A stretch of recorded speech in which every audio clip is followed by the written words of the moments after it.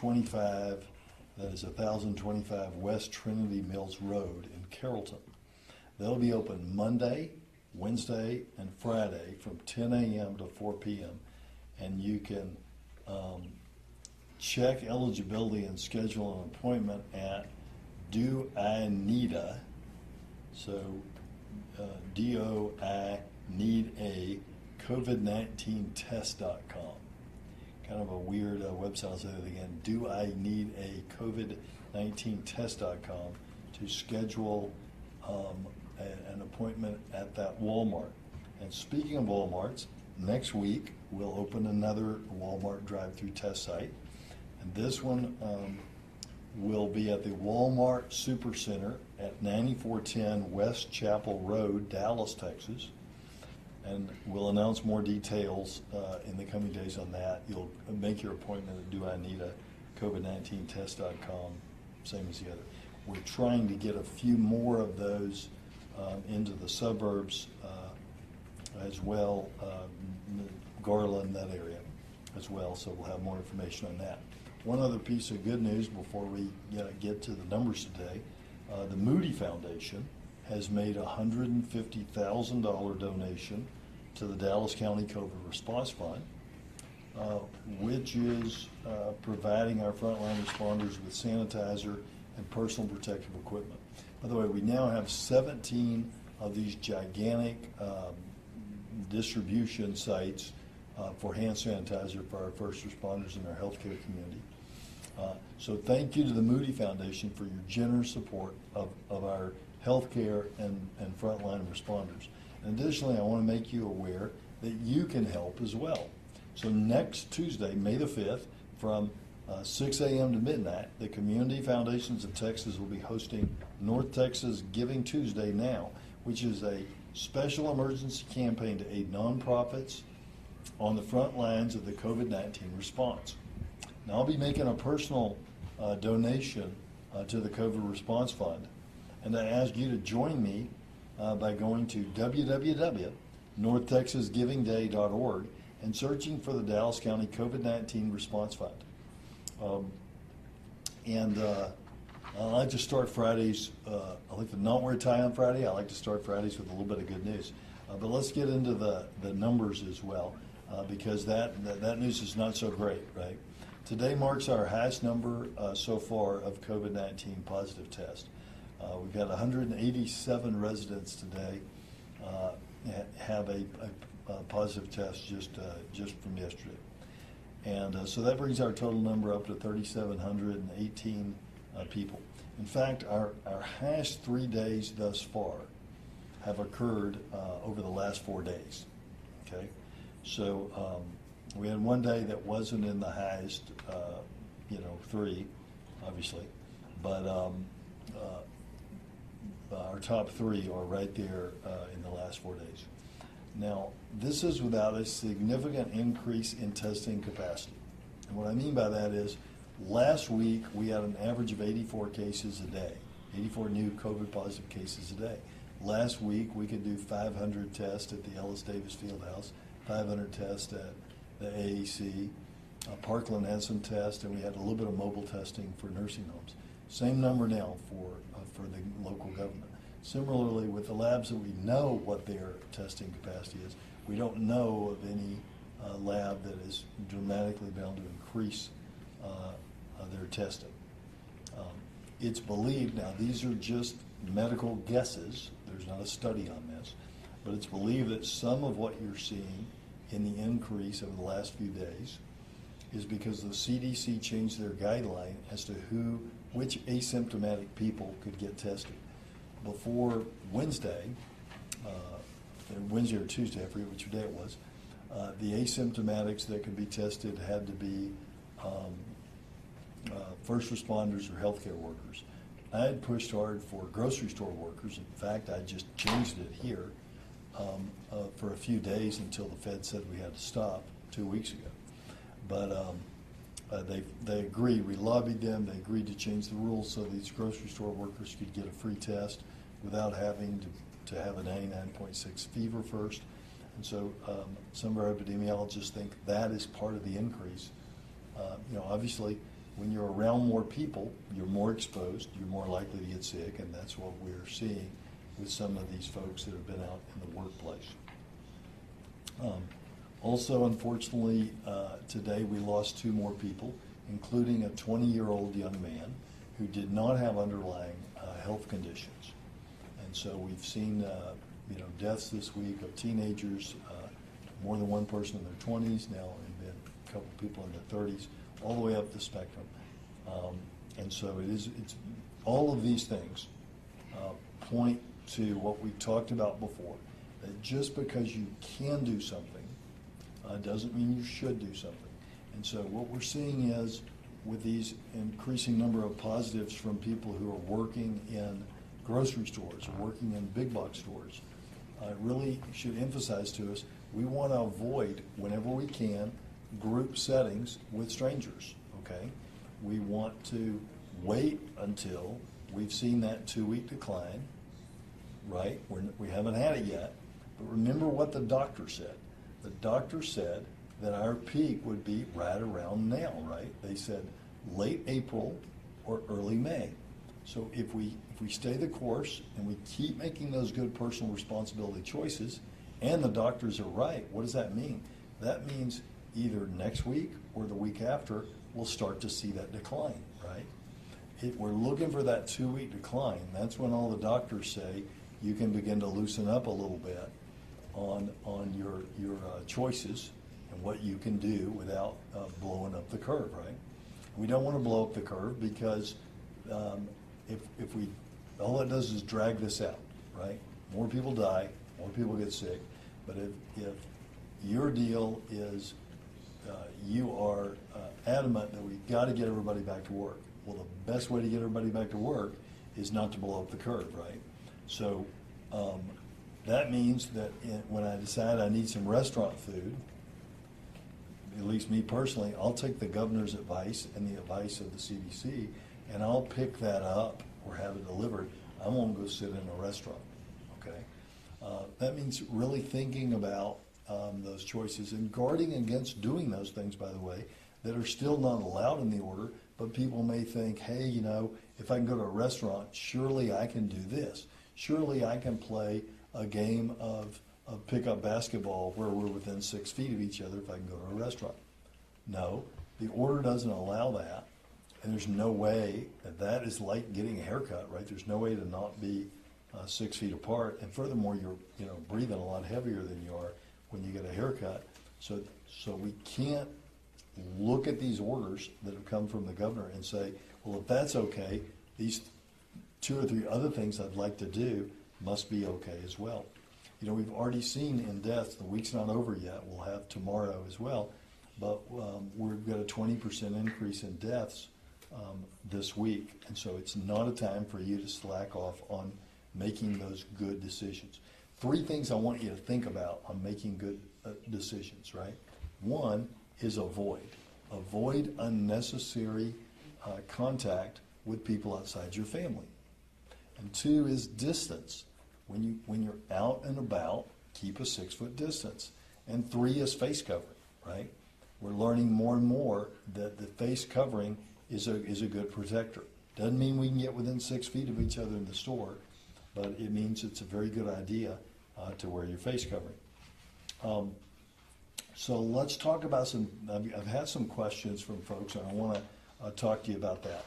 We've had a lot of people contact me on social media and the internet saying, my boss wants me to come back to work. I don't believe my business is actually open. What do I do? Okay. So the best thing to do is to talk to your boss, right? And see if you tell your boss what you think and why you think your business isn't open. Find out why they think it does fall under the governor's order. Generally speaking, when we look at the governor's order, and because you've got the CISA list, the critical infrastructure list from the federal government, and you have the things that were already open, like elective surgeries and car dealerships. Now you have this new list of things. There's no way I can stand here at a press conference and tell you everything that's open and everything that's closed and answer all your questions about your individual situation. But generally speaking, when we look at the governor's order, it went on retail, restaurants, sole proprietorships, and movie theaters. And I may leave something out there. So for instance, if your business is to go into an office where you all sit in a large room, that's not a sole proprietorship. The governor is very clear in when he defines sole proprietorship as someone working alone, right? So if it's you're the only lawyer, but there are 5 employees working with you, it didn't okay the 5 employees coming in. And furthermore, and lawyer is maybe a bad example because lawyers are allowed to go in their office if their client is in imminent harm or if they're court ordered for some reason to go in there. But for those services, services like a lawyer, like an accountant, like some sort of a planner or something, it's sole proprietorships that are open so far, not big group gatherings. And so talk to your employer about that. Employers, I think this is really, really important for us to remember. It's the people that are going to serve those chips and salsa and bust those tables, the people that are going to deal with that customer who wants to try on an item that are in increased risk of contact. And so we want to work together, right? We want to kind of meet and talk about it, meet and confer before we open with our employees. Hey, here's my plan to keep you safe, right?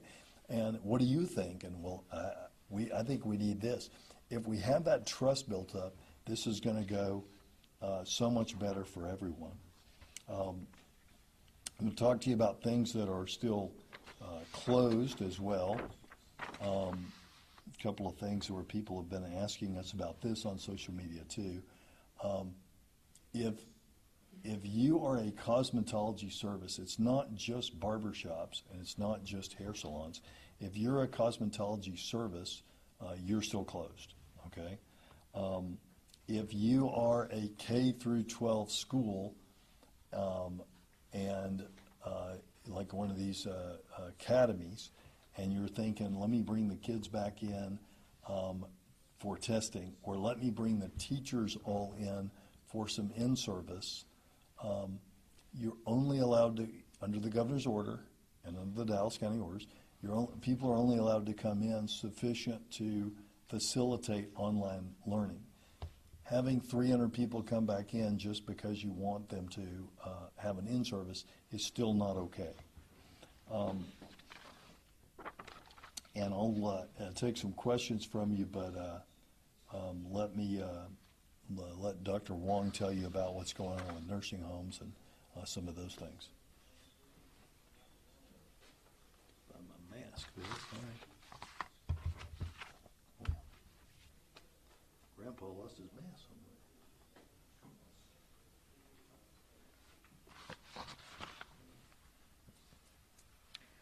somewhere. Yeah, so as the judge mentioned, 187 new cases were today, which is the highest number, and yesterday was the highest number before today. So the total count's 3,718, and the 2 deaths today bring us to a total of 106 deaths. In the county jail, we're now seeing a total of 219 inmates that have been confirmed positive, and 24 jail employees that have been positive. Also in the state TDCJ jail facilities, the state is reporting TDCJ COVID-19 Medical Action Center is reporting 22 COVID-19 positive tests in the Hutchins State Jail. However, our health department, DCHHS, has received only 11 reported cases at this time. And 2 COVID deaths have been reported among inmates at the Hutchins State Jail. Also, 3 TDCJ officers from the Beto unit in Anderson County have been reported as Dallas County residents and COVID-19 positive. With respect to the homeless shelter situation, we're still 43 residents now from Dallas Life have tested positive. With respect to long-term care facilities, Monticello West, 36 residents or staff have been positive in 18 deaths. Skyline, 58 residents or staff and 3 deaths. Edgemere, 11 residents or staff and 4 deaths. The Reserve at Richardson, 15 residents, 3 deaths. Brentwood Place 1, 84 residents or staff and 9 deaths. St. Joseph Village, 1 resident, 0 deaths. Villages of Dallas, 1 resident and 0 deaths. Brentwood Place 2, 21 residents or staff and 1 death. Winters Park Nursing and Rehab Center, 2 residents or staff and 1 death. Duncanville Health and Rehab, 29 residents or staff and 0 deaths. The Avenues of Park Forest, 7 residents, 0 deaths. The Madison on Marsh, 2 residents, 0 deaths. Presbyterian Village North, 16 residents or staff and 0 deaths.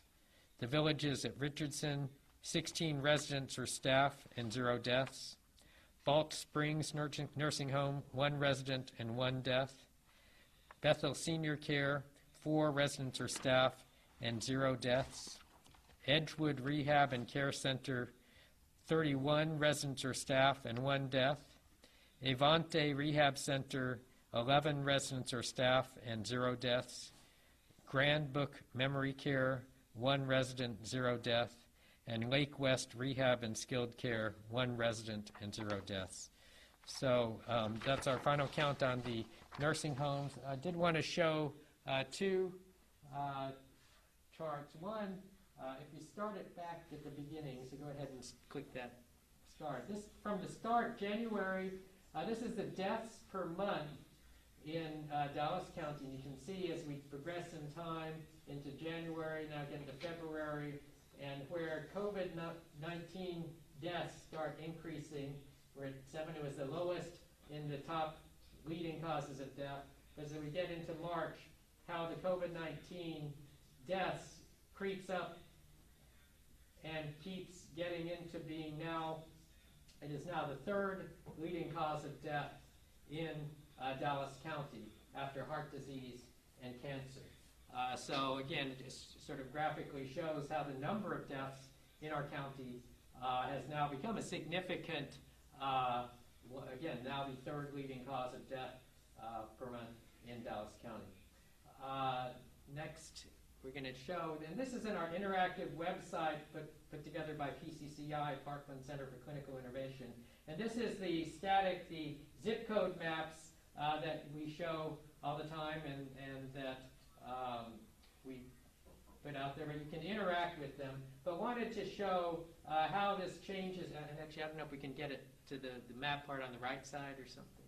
So, let's see, we'll go on the right, there, great. And then if we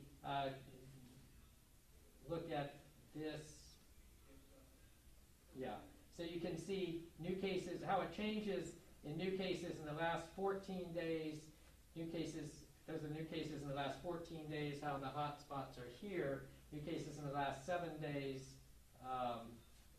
then it's more here and there, and how that's changed over time from the start of the number of new cases. And last thing just wanted to show is this heat map where you can see, again, these are the number of cases. The shaded areas are where there are more number of cases in Dallas County. The couple of hot spots, some of those at the jail, a few specific long-term care facilities. But then you can see some other sort of areas where there is more diffuse numbers of cases in these areas, showing us, again, some of the hot spots that we have in Dallas County. So I think that's all that I have.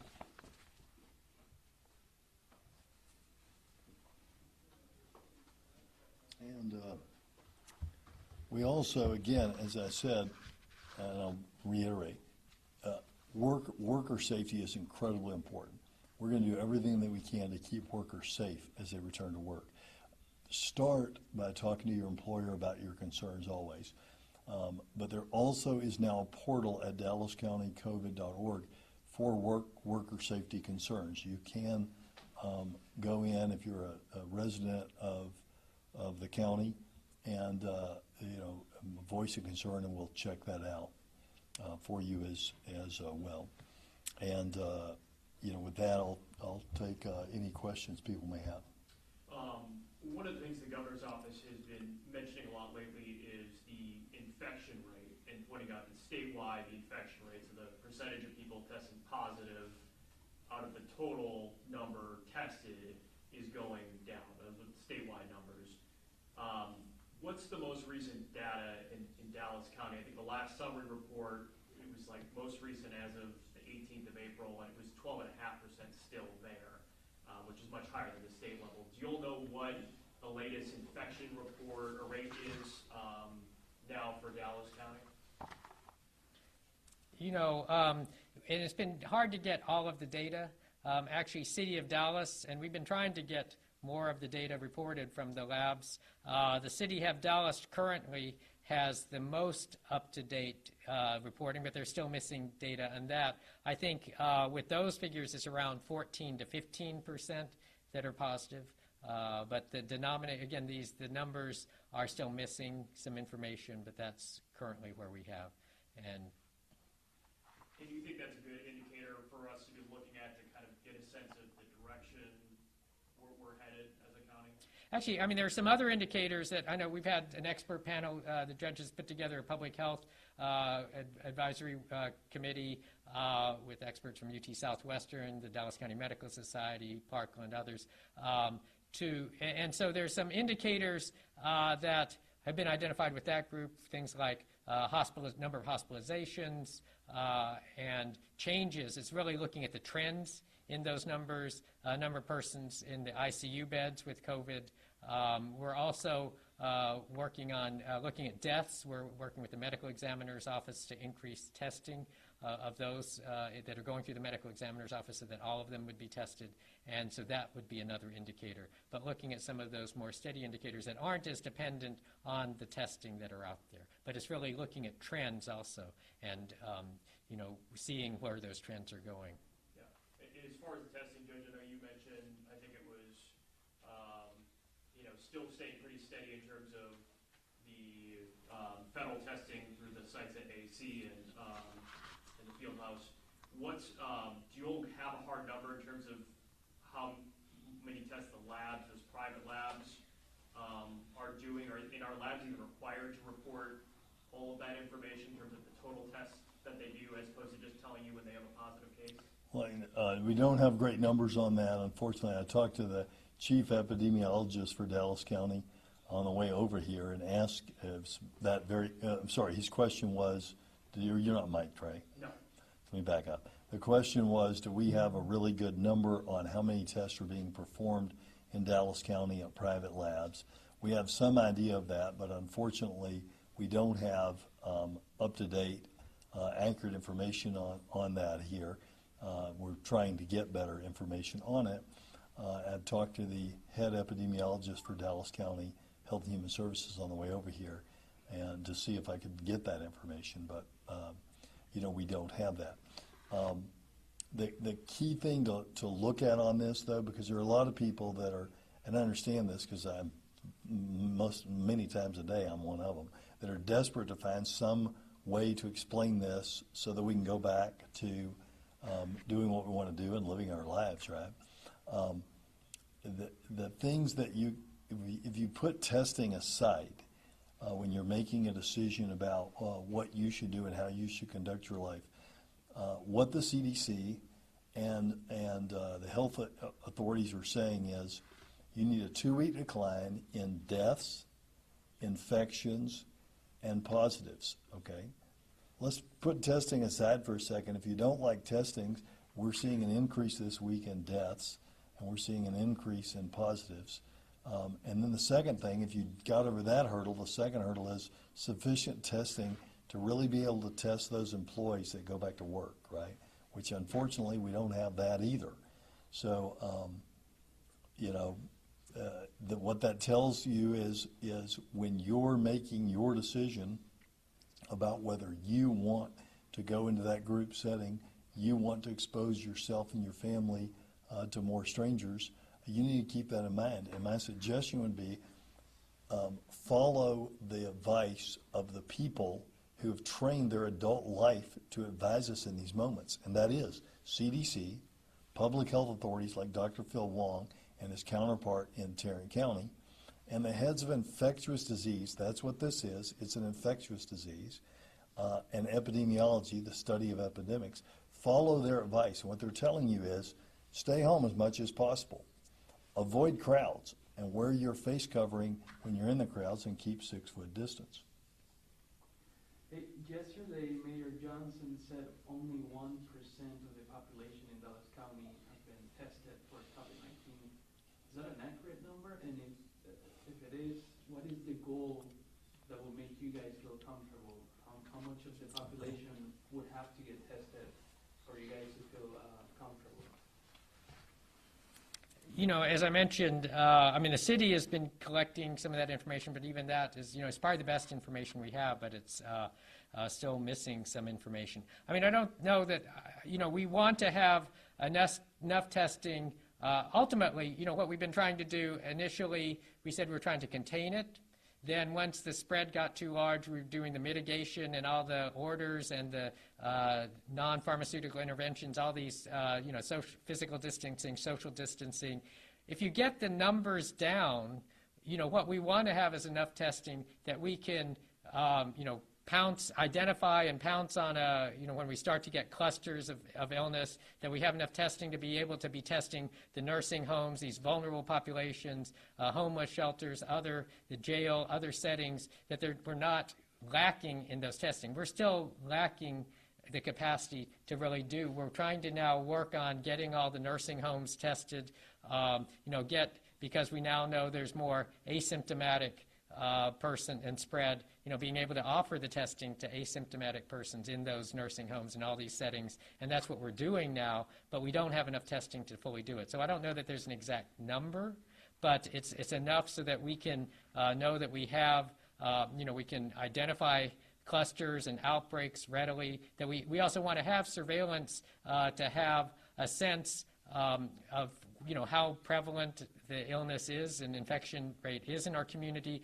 We're working with UT Southwestern on some strategies to try to get that. You know, there have been some other communities where you start getting the antibody testing and serologic testing. Once that's better, those tests are better, that we can look at the percentage of people that have been infected and sort of a sample of that to get that. But then if we keep the physical and social distancing going, the numbers, the spread will decrease, so there are fewer infections, and then we want to have enough testing to be able to, and also the contact tracing capability to be able to identify those readily and then snuff those out. But so it's not an exact number on there. Judge, one more question. Some people are wondering if you were one of the first to take action when this whole thing started to shut part of the county down even before the governor did anything. Why, if you could do the same now, or basically not really go against what the governor is saying, but if you feel it's the right thing to do, could you do something similar to what you did when it all started before the state took action? Or you can now go over the governor's orders? Oh, I see your question. So the question was, you were one of the first persons to put the Safer at Home in place here in Texas. If you disagree with the governor, can you override that with some other order? The short answer is we're not doing that, okay? The governor has put his order in place, and so where we are is, if the question is, what would I do differently? What I would do is I would listen to the CDC, the public health authorities, the heads of infectious disease and epidemiology, and President Donald Trump on this one, and wait for that 2-week decline. But we are where we are. It does us no good to argue with one another about where we are. And you've got to remember, this virus does not care whether you're a Republican or a Democrat, what your immigration status is, what your ideology is. This is just straight up biology, right? And so what we've got to do now, in the face of a climbing number of deaths and cases, and governor's orders that put more opportunity for us to be around one another and spread infection. It's up to each one of us to make smart choices. As for me and my family, we'll follow the CDC guidelines, which are avoid unnecessary trips. You know, is it really a good time to go buy a new pair of blue jeans at a store, right? Is now when you really need to go sit in a movie theater. For us, it won't be, because we're going to listen to the CDC. Is it really a good time to go sit in a restaurant as opposed to pick your food up takeout? Well, if you listen to the CDC and the health experts, for that matter, if you listen to Governor Abbott's, he won't tell you that you can't do it, but he says you can go to a restaurant and sit around with your friends, but he advises against it. So, and what he's trying to do, I think, there is he's trying to at least somewhat listen to what the CDC is saying. And so it's up to us now, in the face of what's happening on the ground, what the medical modeling is saying will happen next, and what will happen if we don't continue on the course that we're on and making those good decisions. All the models show a huge escalation, and this thing gets dragged out a lot longer, right? So we've got to make those good decisions. That's our best chance of keeping our family safe and helping get our economy back on track. Thank you very, very much for the time today. Everyone be safe and have a good weekend.